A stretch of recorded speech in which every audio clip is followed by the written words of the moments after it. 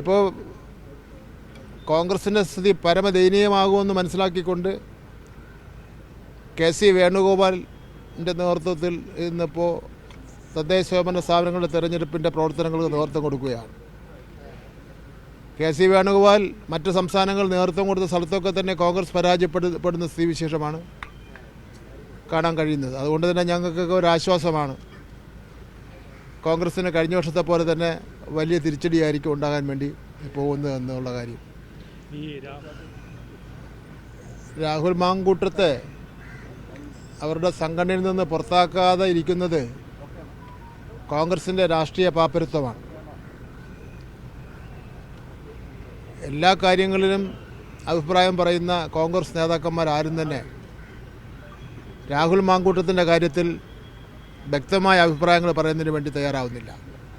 പകരം നടപടി സ്വീകരിക്കണമെന്ന ഒരു വിഭാഗം, നടപടി സ്വീകരിക്കാൻ പാടില്ല മറ്റൊരു വിഭാഗം.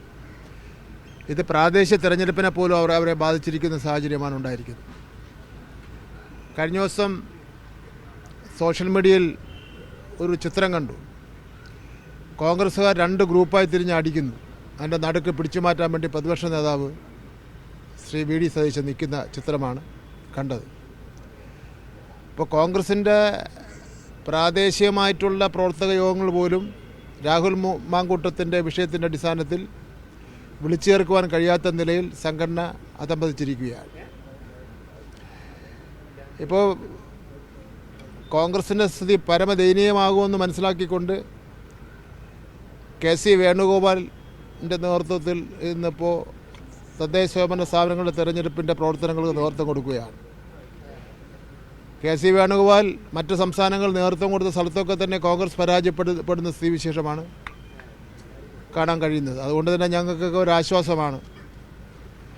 കോൺഗ്രസ്സിന് കഴിഞ്ഞ വർഷത്തെ പോലെ തന്നെ വലിയ തിരിച്ചടിയായിരിക്കും ഉണ്ടാകാൻ വേണ്ടി പോകുന്നത് എന്നുള്ള കാര്യം.